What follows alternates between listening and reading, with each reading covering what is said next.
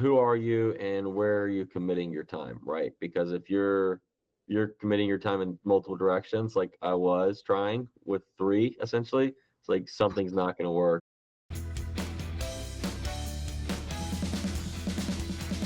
Welcome to Courage to Build with your host, Nate Holmes. Nick, if you wouldn't mind telling us a little bit about yourself, what got you into mattress? Long story short, before I was even a thought, my grandmother told my dad that if he wanted to, you know, essentially marry my mom, that he had to get a real job. And so he got into mattress sales 35 years ago at this point. And so that kind of started his journey. And then, I came along in 97 and I had a 9 to 5 when I got out of college, worked that for 10 months. And then right as COVID hit, got fired. Yeah, not because of COVID, just because I sucked at my job, to be Oh, honest. okay. All right. So you're not Yeah, even using that as an excuse. Awesome. no, yeah, I don't really care.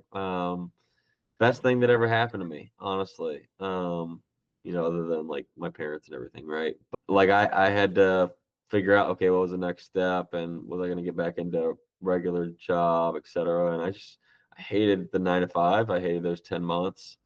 And so those 3 months I was back home. I learned the mattress business from my dad. Moved out to Pittsburgh for 2.5 years, and did mattresses out there, and then came back here. And so that's kind of how I got into it. Was my dad and my brother really just showing me the ropes and helping me along the way.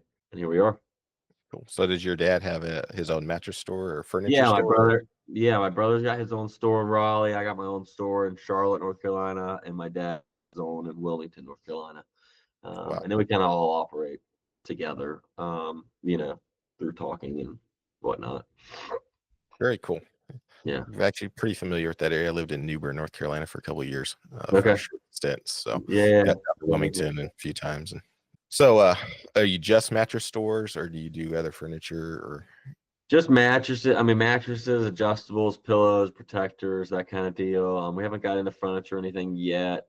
We might in the future, who knows? But for now, that's kind of what we do. And then we have these 3 stores, but then we can ship anywhere in the country. We have, basically third party, et cetera, that helps us to be able to ship anywhere affordably. So, Okay. yeah, able to help people out in all kind of directions. Yeah, that was one of my, one of my questions or one of my thoughts. I've done a lot of shipping over the past, and I was like, how do you economically ship a mattress? Now, I get they're probably a little bit higher in the ticket item, so Mhm. the freight probably isn't quite as. Yeah, you gotta have them rolled up for the most part. So the roll packed ones, they get vacuum sealed and rolled up. Those can be shipped for, in the States, $50 and under. Oh wow. If you have the right partners. Now, if you just go to FedEx by yourself or UPS by yourself, you're getting spanked for like $130 pop. And then LTL for what you're talking about is the more traditional, and that's got to be the more expensive Yeah. mattresses to make it make sense, right? Okay.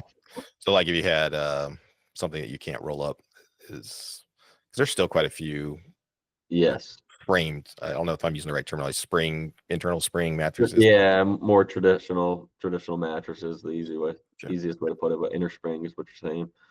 Yeah, a lot of those, because they have a foam encased perimeter, which is like the edge of the mattress, so that you have a firm place where a lot of people sit on the mattress, which is the worst thing. But that those can't be rolled up, otherwise you break the foundation of that foam encased perimeter. So like all of these mattresses, hybrids or memory foam, don't really have a foam encased perimeter, but they have all the memory foam and coils, etc. So if I'm doing the math right, you're somewhere around your late 20s, 28, Yeah, 29, something like that. Okay. yeah, So 20, 27, 28. Yeah, if I'm just kind of putting your story together, you've been doing this for 5, 6 years, something like that. about 5 years. They're coming up on 5 years. 5 years Okay. here. But you got a lot of background as far as, or at least institutional knowledge in your family. You get to go back Yeah, I in. mean, anything I don't know, I go to my dad, and he has all the answers, unfortunately That's and fortunately. sometimes you get the answers you don't want to hear. But Yes. but probably need And to sometimes you hear that. disagree, and that's okay. Like we're bringing a different thought process to things, but it's super like the relationships are you can't put a price tag on it. Yeah. Which brings me actually to my next question is, you're kind of the next generation coming on, and how has the mattress industry changed with Twitter, e-commerce? Just the world has changed in the last Yep. 10 years in a way that is almost hard to comprehend. It's happened so fast that you almost Right. have to stop and take a breath and go, wow, a lot has changed. And so with that in mind, how has that changed the mattress industry, business, and what do you see happening in the future? Well, you got to think like, the hybrid mattresses, all these rolled up mattresses weren't really a thing, for the longest time. So that's probably like the biggest when you think of like what's the craziest thing. Mattress industry is not it's not AI, right? It's not Right. technology. So it's not changing every second of every day. It's long tail changes that happen over 15, 20, 30 years. But the biggest thing is you're seeing all of these companies that can just poof out of nowhere, no, like thin air, and just come online essentially and put millions into marketing, right? I mean, they become more of marketing companies than they do mattress companies. So that brings me to two questions. Hmm. I remember when I first started seeing the rolled up mattresses coming out, and I'll be on. My first thought was, well, that can't be a good mattress. Yeah, Uh, what would you say to that? well, I'd say Tempur-Pedic does it. Okay, cool. It's been a while since I have bought a mattress, but I just Right. remember when they come out, and I was like, obviously that can't be true because everybody's selling them. But I Now, just remember, where I was curious if that was like a barrier to get past when they first came out. I will say this thing, and here's the hard part. They can be good mattresses. Most of them aren't, Okay. right? And what I mean by that is you really have to look at like what's the long standing of the brand that's selling as well. How long have they actually been in business? Do they stand the test of time? Are they still going to be in business when your warranty comes up, right? Like, is that mattress actually going to last 10 years? Um, and so this is something we're doing. We're building out an online capability to be able to sell online because we just think there's a lot of crap out in the market, and we think we can hit better prices for better quality for people any day of the week, right? And so that's something we're coming out with next 4 or 5 weeks, actually. Um, to answer your question, it's like yes, it can be quality, but it's a matter of like, okay, well, what are the specs inside of the mattress, right? And then are these mattresses actually holding the test of time? I get asked about like Purple Casper and all these, and all you have to do is like do a little bit of research on the company. I mean, Purple's one of them that's they filed a report where essentially if their stock hits below I think it's $1 or whatever for a certain period of time, like they're going to be delisted. They're going to have less funding available, and so ultimately that goes down the line, right? And it's like, okay, well, can they actually withstand everything that they're saying they're going to be able to do? You know, Yeah, with the idea of a lot of these just random companies popping up, are they all manufacturing their own? I know they don't own probably their own manufacturing plants, but no, it's are a lot of them basically buying from the same manufacturer, rebranding, and then pumping it out as fast as they can? Yeah, there's a manufacturer that we work with that is the largest manufacturer of memory foam and hybrid mattresses. So what I sell to a lot of my people on Twitter. They actually manufactured for Tempur-Pedic. I'm not going to say names and all that, Yeah. because for competitive purposes. But I think like they manufacture for Wayfair and a couple other companies, and like it's all private labeled, right? That's the name of the game for the most part. Like even we have private labels, Okay. um, and so the mattress industry does this for multiple reasons, but the biggest being confusion in the market, and then consumers paying more. It's really what it comes down to. You're not going to be able to say 2 years, 3 years from now, hey, I want to buy, uh, the Francesca or whatever the name of the mattress is, right? It's going to be some other name and a different different little look, but it's going to be the same components for the most part within it. That's the industry. Yeah. You know, you're just talking about internals and components, and what was going through my mind was, you know, mattresses have gotten very expensive for one, or they can be. Yeah. And two, if you don't know, you don't really know what's inside. You don't know, like you're looking at a shell and you're looking at a price, and maybe if you're at a store, you get to kind of lay on it for a couple of minutes, but like Mhm. that's not really testing it out. And so Yeah. I mean, some of these things are 7, 8, 9, $10,000 for a mattress, but you really have no clue what's inside of it. So I guess that kind of goes back to what you're talking about, the time in business, how long you've been around, and are you going to be around tomorrow to back up? Yeah, and I'd say to that point, like we're trying to solve that problem because it is a problem. And I think there's two ways you really solve it. The first being price, right? Like at the end of the day, what I try and help people out with is like I'll have them literally go to Mattress Firm, lay on the Tempur-Pedic, send me pictures, and then I'll get them a comparable that's, if they were looking at a mattress that was 6 to 8 grand, right? They're going to pay 2 to 3 with me, right? So we could do this 3 different times, get it wrong twice, And 66% of the time, and still come out even, right? And then you fill up your other guest bedrooms, right? Now that's not the case. Typically, it's hey, we saved 4 or 5 grand, and we got a mattress that's going to last us 10 to probably 15 years.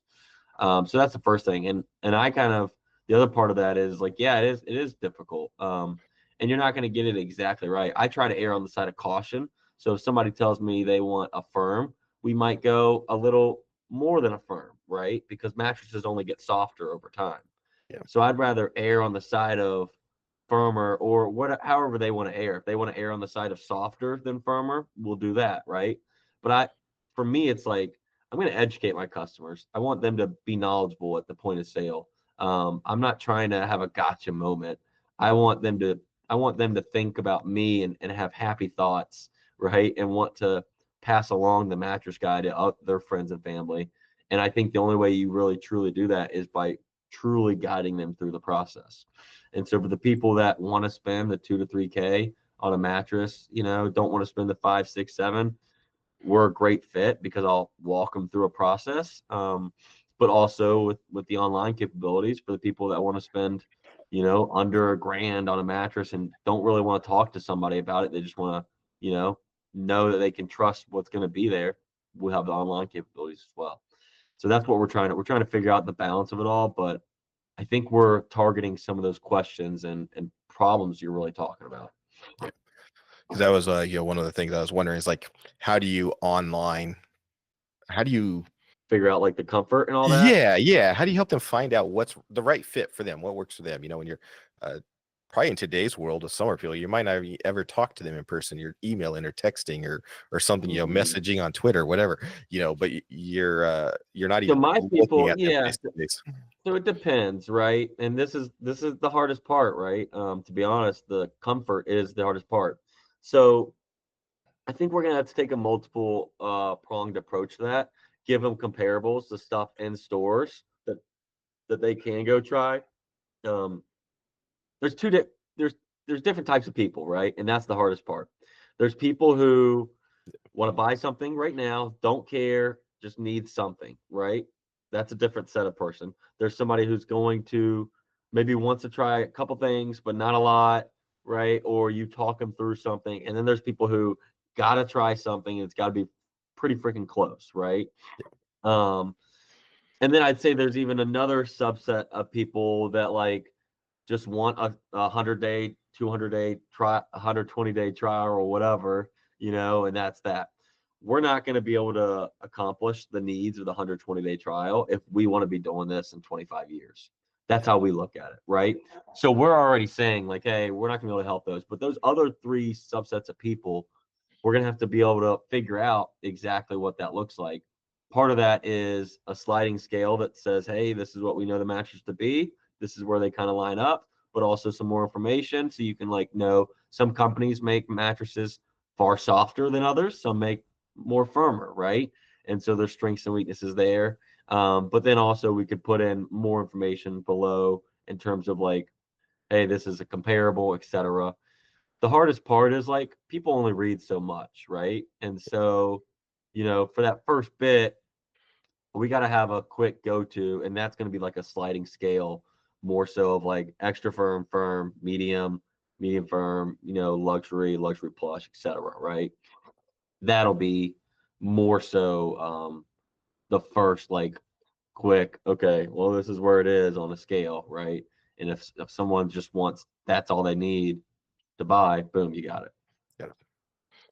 And I think as a society, we become more and more accustomed to purchasing things this way, things that we would have never bought sight unseen 10 years ago. Like no one thinks twice about now. Um, Right. and so, And, yeah, I think that's the yeah, and I think too, like for us doing it at a price point too that makes sense, like we're saving people real money. Um, I think for that, like there's a there's a value in that, right? Like at the oh end of yeah, the day, price is everything, right? In every business. oh yeah. And so, that speaks for itself as well. It really is. People talk about they want quality, they want all these different things, whatever triggers them that makes them feel good about themselves, right? But really, when it boils down to it, the people that Mhm. actually committed to those things is like that money. Most Yep. people, it's price. And what made you stand out to me, honestly, I was just scrolling through Twitter right one day, and it's like, Mhm. I know I need to buy a mattress pretty soon. I know they're really expensive, and I don't like doing it.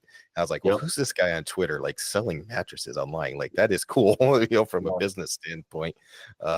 Which I guess kind of goes into though. My next question is like, you've already named off a lot of this competition, uh, companies just popping up. Mhm. The space is becoming flooded with names. So how do you in your store in North Carolina, like how do you stand out and how do you even get seen in this world? Yeah, I mean, tactically, there's building out referral networks, et cetera, right? Where I get referred on to people locally. Um, and that's a process. And then Google, and we have marketing company, Striker Digital, that we work with Bodie and those guys on X as well. Um, so like tactically, that's how we do it on a local level. But then what I'm more concerned with is how do we do that on a national level, and it's Yeah, it's personal brand. Nobody wants to buy from a company anymore, right? Like nobody wants to buy from some suits, right? yeah, That I want to know where my dollars are going. I want to know who I'm supporting, right? And if I can get behind somebody, well then that's a win, right? Like that's a far easier sale, right? It's like everybody that supports me here that doesn't go to Mattress Firm, like everybody knows Mattress Firm. They got 2,500 locations. Just got bought out for 4 billion, right? Like, wow, um, I did not know that. That's big. yeah. Oh, it's not the first time, and it won't be the last. Oh yeah. It's just a revolving door of PE Yeah, money. But that's the point, right? Like most people, if they can, they don't want to spend their money that way because they know how it gets, what happens to the money, right? So like a lot of people that end up coming with us, right? It might be a little more friction or whatever the case is, but they do it because it's local, it's small business, it's family business. And so that's the story we're getting out, is like, hey, we're a family business. We're lean, mean. It's me, my dad, and my brother. When we get big enough, my mom will get on board too. Um, and that's kind of the case. But yeah, I think that's it. I think it's personal brand. I think it's being distributed everywhere. Podcasts, Twitter, TikTok, Instagram, you name it. Like everybody's on something. Facebook, right? Everybody's somewhere. You have to grab attention. okay. So you're basically selling you. Yes, You we all you are. you all are, but you're really wrapping your online presence around your personality, your Mhm. honesty, your family, the good product, your good name that you want to put out there, and you're saying, look, you can buy from us. We're just like you. We're right here Yeah. in your local neighborhood, and we Yeah, will treat you right. I want it to be known that like the Hancock last name, like my last name Hancock, is just as good as like the government handing you a check, right? Like if I say it, like that's what's going to happen. And I think that old school mentality has been lost, right? I think it's been lost in society. I think in the days of lawyers left and right. I talked to a guy just the other day who was telling me about a crazy lawyer bill he was going to get. Um, and it's like we've come to a society where it's like your word just doesn't really mean much. It's all about suing left and right. It's like, why don't we establish some cold hard like truth back into it and integrity, and all those like all the things that used to matter. Yeah, That's how I look that at it. is that's one of the things we do. I always tell our customers I do all my own, stuff in person. I do all my own estimates, and I always Mhm. tell everybody, it's like when I shake your hand, like I'll Yeah. give you a contract to sign, but it's not 10 pages. It's like a page of, you Yep. could probably sue me or break it pretty easily. But Yeah. when I tell you I'm going to do something, we're going to do it. And then following through with what you said you're going to do. Yep. It's one thing to sell it, but then you have to actually follow through with what it was you just sold. Yeah, Yeah. and it's like we'll deliver a mattress and everything, right? And typically we don't do setup and all that kind of stuff. But like prime example was, I went and delivered 10 o'clock this morning, king mattress, boxes, frame, etc. And I don't really set up, but it's an older gentleman and his wife, and I just knew the right thing to do there was to spend the extra 45 minutes there and help them set up. Yeah. Am I an expert at installation? No, I don't ever desire to be. So it took me a little longer, to be honest with you, but we did it. And I think for me, it's like that goes, if they only tell one person, that's worth it. Or even if it just affects them, it's worth it, right? Like doing the right thing consistently over time is gonna gonna result in winning down the line. And I also think like if you can repeat that and then get it out on social media, maybe not like your good deeds or whatever, but just like who you are, that can compound and that could lead to a national brand. Yeah. It's, how do I put this, in today's world, sometimes I think too many people, definitely big companies, they do good things because it's a PR thing for them, where Hmm. sometimes you just do the right thing because it's the right thing to do. And Hmm. I'm a firm believer that when you do the right thing because it's the right thing to do, when you're not trying to manipulate it, I don't think those things go unnoticed. I think Right. they pay dividends in the end if you're not doing it to get those dividends. If that makes any sense, it's just Yep. doing the right thing and doing what you say you're Yep. going to do. Yeah. Can I sleep well at night? I mean, I already Yeah. know I sleep on a great mattress, but like mentally, can I Yes. sleep well at night? One of my jokes over the years, after being in business for often good night 20 years or whatever, it's like, Mm. I've had many sleepless nights because of business, but it's never been because of my conscience. And Yeah. that's Right. Yeah. That's it. That's it. and I agree with you. I think we've lost that, but I think there's a whole generation of guys that are coming up, and gals, that I think are trying to bring some of that back. And Yeah. seems like ever since COVID, people are much more apt to want to use a local provider, or even in your case, not necessarily local, but someone they feel like they got to know. It's not just a name on the sign. It's not Well, that's the mattress. interesting thing about Twitter is like people can follow me and see my thoughts and whether they agree or not, right? Yeah. And so they can feel out like do they actually want to support me in my business or not, right? Based off of what I talk about and put out there, et cetera, and then interactions. I almost every comment that's left, as long as I see it, I respond back. Every DM, I respond back, right? Doesn't matter how big, doesn't matter how small, I don't care. To me, it's like I also have like a different thought process and like more about lives impacted than dollars gained. And so for me, all that matters.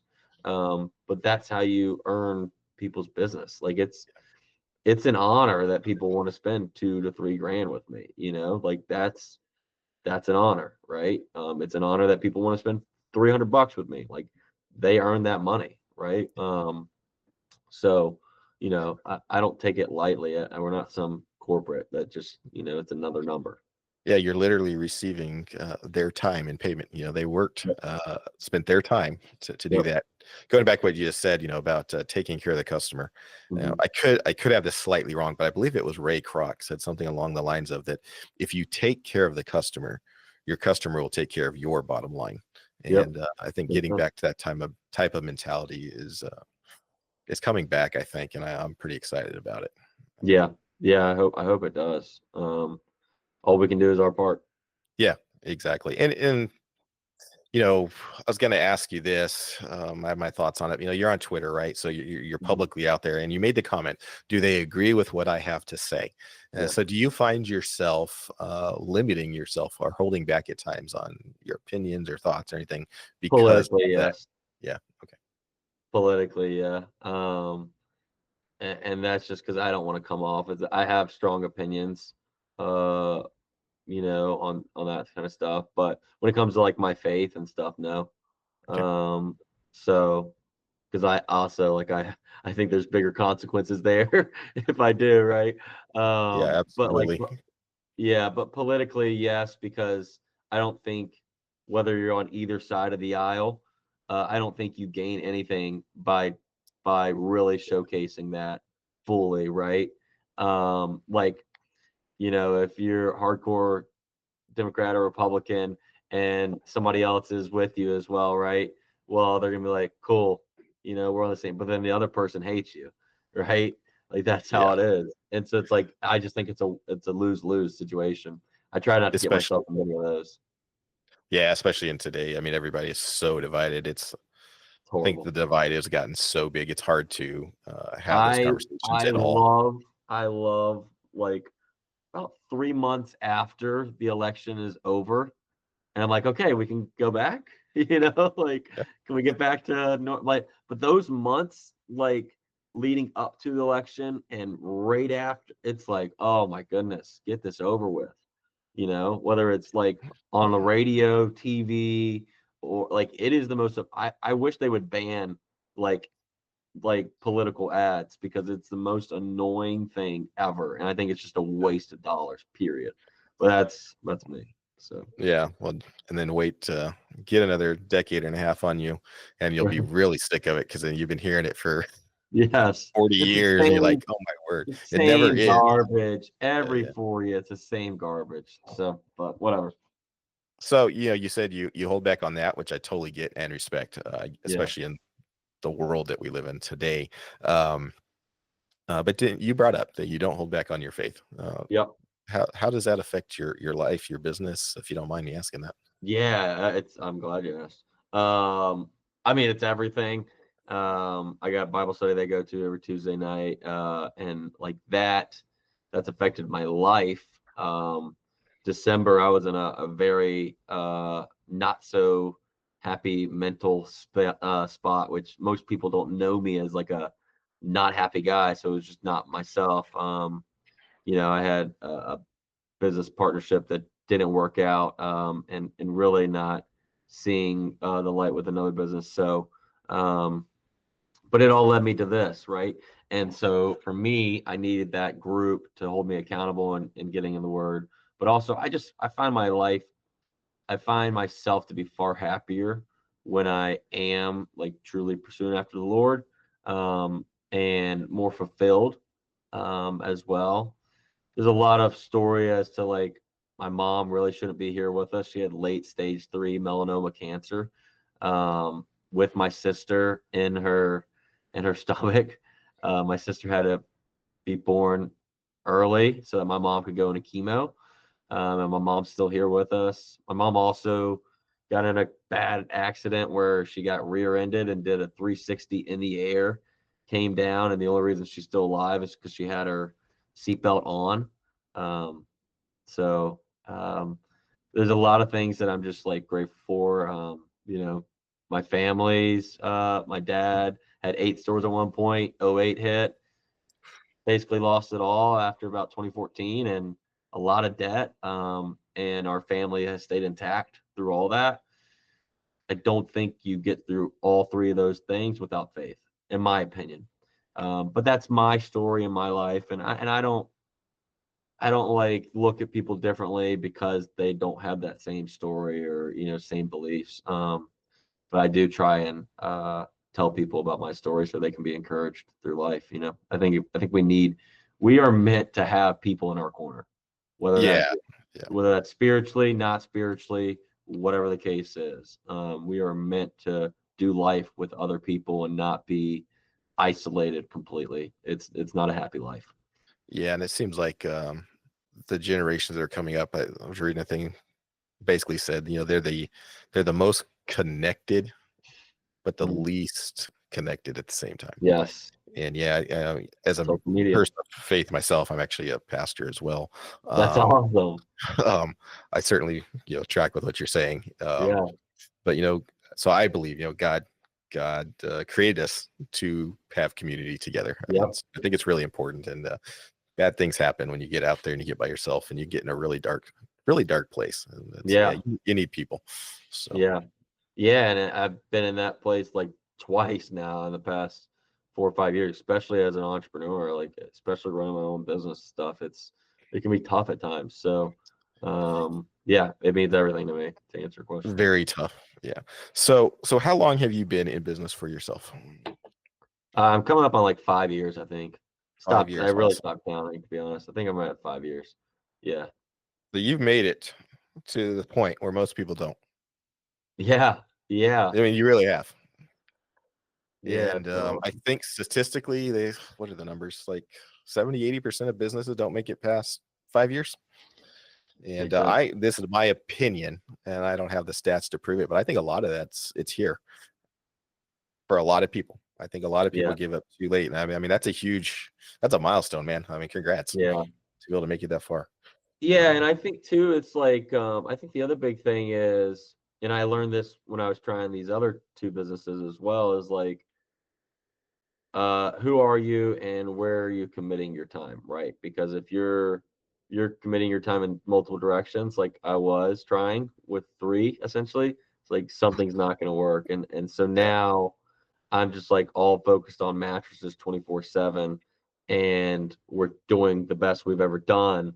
And I don't see any reason why that's not, because of the effort being put in, right? Um, and so that I think that there's a beauty in that, but also like knowledge in that is like shiny object syndrome is a real thing. It's not to be messed with. yeah, Like learn from others, focus on one thing, do very well at it, and wait until you have like Elon Musk potential and like resources to do multiple things at once, right? Like I truly believe and this is me talking to myself, like for the first 10 years of your career in building one business, like that's all it should be, unless you have yeah, like an adjacent business in the same field that's like an add-on, but even then it's like focus on one thing and do it very well. yeah. And master that, like truly become a master at that craft. Don't be a jack of all trades, master of none, right? Like be a master of one. So Yeah, I can totally agree with that. It's so easy, especially the shiny object syndrome, whether it's other real. businesses, it could be other businesses or like in our business, we're in a service uh, oriented business. Yep. It's equipment and it's customers asking you to do something that you don't do. And Yep. it's so easy, like, oh yeah, I could do that. And then you Yeah. find yourself just, I was Yeah. like, no, this is what we do, and we're really Yeah. good at it. Yep. And but Yep. that's Yeah. like building that network of people like, here, call this guy, he'll help you out. Exactly. But And that's it not comes what. back around, right? When you do Yes. that. Like we used to haul away, and my brother, my dad still do to some degree, haul away mattresses and all that kind of stuff. And it was like, what am I doing this for? I'm wasting my time. I'm just charging people what I would charge them to take it. And so I partnered with a guy who that's what he does. And it works out. They come pick it up. They are the professionals. And I just pass along, referral, and it all comes back around. So if I hear you correctly, stay in your lane. Yep. Don't stay focused Yep. and build a network of people you can work with, partnerships, people you can trust. They have the same vision, same mindset. Where together Yeah. you together and everyone can succeed. Referral groups are great for this. I mean, there's referral groups out there that you can join that have everybody, every trades person under the sun, right? So it's a built-in network, and everybody wants to see everybody succeed. So that's where I found benefit for me locally here. So that's what I would say. Cool. That's very awesome. Just I don't want to take up all your day. I think Yeah, we're already going about 30 minutes. If you don't mind, I got a few more questions for you go for it. if you got time. So, um, what is the one thing? This is basically business questions. What's Mhm. the one thing you wish you could do over? If you were to start all over 5 years ago and knowing what you know now, what would Yeah, be the one lesson that you would tell yourself? And I would. you may have just told me it, but Yeah, well, two things. I wouldn't have two. They're two very important things, so I won't say just one. I wouldn't have tried the other two things, the other two businesses, and diverted attention. And the other thing is I would have started building my personal brand and documenting from day one of selling in 2020 my story. Like instead of December of 2024, I would have, I think it was like October, August of 2020, started talking about everything, like setting up my first ever store, doing 68,000 in the first 4 months, right? Like all the things that I was doing and like going through and learning for the first time and like bringing people along on the journey, right? So hindsight's 2020, but that's what I would do. I would like today's world. You have, in my opinion, like to build real brand, personal brand, you got to document. You got to document everything. that is one thing I've definitely been weak at. We're trying to do better at it this Now year. you're starting. But yeah, Now you're not starting. even with just this, just our Yeah. local service business. But Just this is a recording great stuff. step in the first in the Yeah. right direction. I think this is harder. I think putting your face on camera is harder than just tweeting out stuff. Personally, Yeah. I did a YouTube video 4 or 5 years ago, and it okay. probably took me. This is no joke. 2 weeks to get the courage to like. I can't tell you how many times I stood in front of that camera Yep. and like never push start or stand there talk, and your heart's racing. Yep. It's like you're literally talking to a camera, but it brings Yep. so much fear Yeah. for so many people. Yeah, it's real. But Um, once you can, I think the encouragement for people out there is like once you can get over that, you're golden. You're so golden. yeah, Once you can just let it fly and let the cards fall, chips fall where they may, you're so golden. yeah. I think it's like almost anything in life. Yeah. There's a fear of the unknown, but once you can get past that, you're like, oh well, that's really not that difficult, and I'm getting better at every time I do this. And Right. it's I can look back 6 months ago and be like, wow, we really come a long way. I Yep. wish I would have started this 3 or 4 years Yeah. earlier, right? And so, yeah, no, that's cool. What is what's the one thing that you would tell someone who has started but is thinking about giving up? Because you've made it to that 5 year, you haven't given up. Yeah. I mean, I'd say like I'd say this, like you don't know. Well, I take a different approach. I got to talk to my grandpa who's 84 years old, and he's still kicking, but he's on his last leg. And I would say to him, do you want to be on your deathbed, right? And have regrets? For me, that's enough, right? Like I would say, are you okay, like knowing you gave up essentially, right?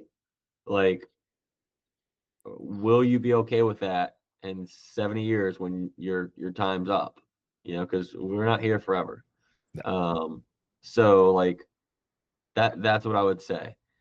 And then I'd also give a little encouragement and say you'd be surprised how much more you can accomplish in a year or 2 years, right? Yeah, If you just keep going and put your foot in front of the other. So it's I'd like say that, two things. Depends on the motivation of the person, right? right? Like me, I need somebody to piss me off. You piss me off and I'm rolling, right?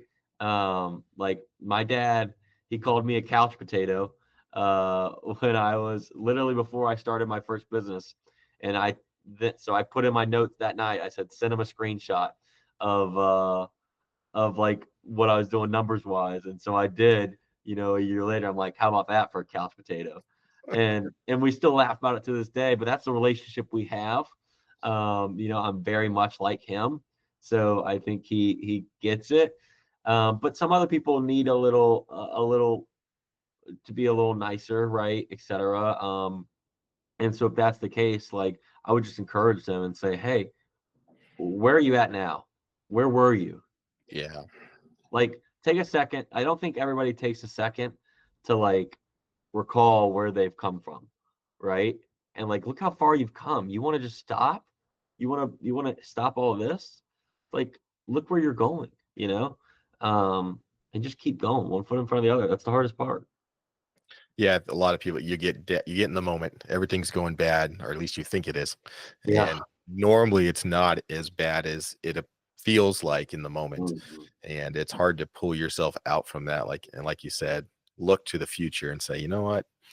Can I deal with this little bit of suck for the next couple hours Right. for the future that's there and that's staring me in the face? And then you also said something I think is just absolutely critical, is stopping and looking behind you and saying, Mm. wow, we started with nothing. And yeah, we're in a rough spot right now, but look how far we've come from that day one to where we are now, whether it's year Mhm. 2 or 3. And in my personal opinion, I think years 2 through 4 are like the brutalest, the hardest. And if Yeah. you can get past that, if you can just make it over that hump, most likely you have a pretty good chance of success. They say that most businesses fail because of lack of funding. I think most of them, as I've said, I'm pretty convinced most of them fail because people just Yeah. The they big get beat companies, down. the And big companies, yeah, but those aren't most businesses, right? well, That that's a might be small lack of funding. business. That's actually small business numbers. That's Really? what they say. Yeah, Really? yeah. I It's don't I don't see how that's the case. I think that's a lack of but ingenuity and creativity. yeah, I do. That's why I think it's all here. Yeah, 100%. It's especially in a small service business. Any type of in your small town, you can get out where Yeah. you're providing a service. I don't think there's a reason to fail unless you get to a point where you just can't deal with it anymore. And that's where Right. things like this, groups, Yep. to and meeting, building that network, whatever, of guys that can pick you up when you're down and help push you. Yeah, it's the Like you most said, important thing. That's the most important thing for younger people, like like yourself. You have a network that you've built up over your time, right? But like guys like me and guys who are younger than me, the hardest part is building your network. Like you got to start yeah, somewhere, but you got to put yourself out there in yeah. uncomfortable positions, right? And then ask. Like, don't be afraid to ask.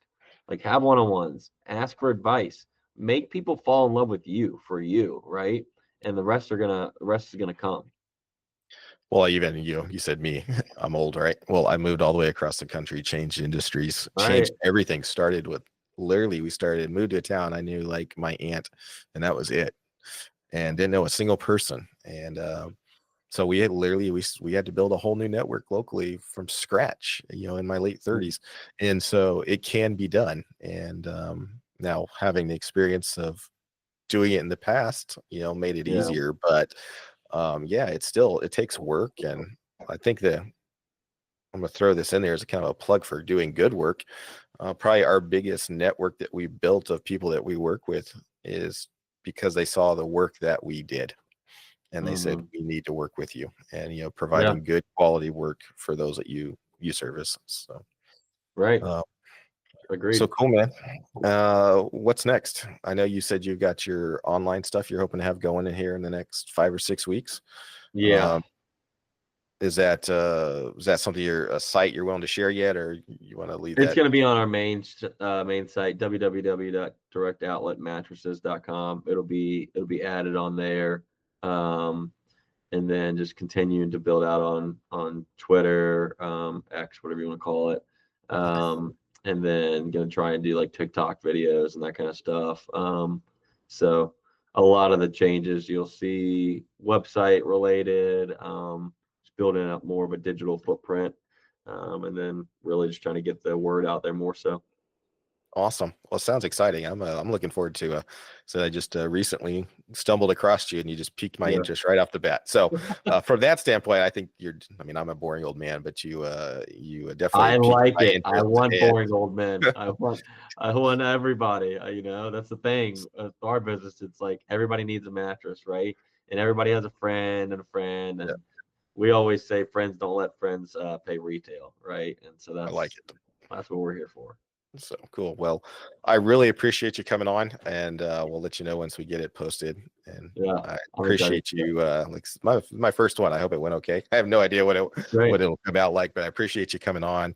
And I will be in the market for a mattress probably by the end of this year. So I'm I looking love forward it. to trying out the experience with Nick and his store. And I certainly wish you the best of luck in everything that Cool. you do, man.